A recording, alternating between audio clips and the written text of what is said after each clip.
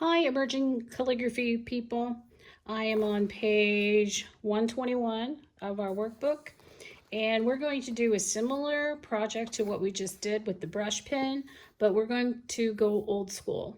So this is another way of creating the brush pen look without the brush pen.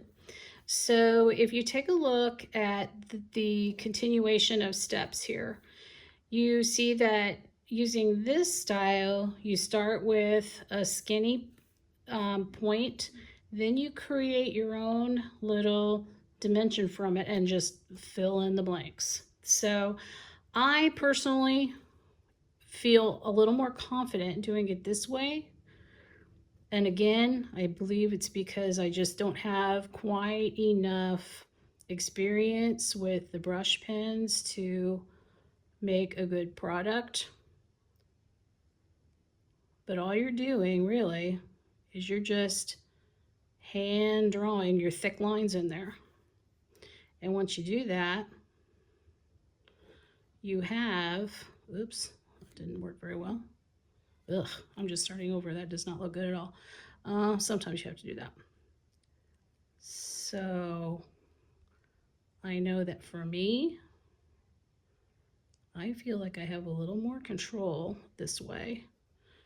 And who really cares how you do it, as long as you have an end product that you're happy with and that has the look that you're after. So that looks pretty much like the letters from the previous lesson, only to me it looks a little bit better because my upstroke is thinner than I had when I lessened the pressure going up the other time. So why don't you work on this? Just do some hit or miss stuff, or if you don't like doing this at all, you just skip it.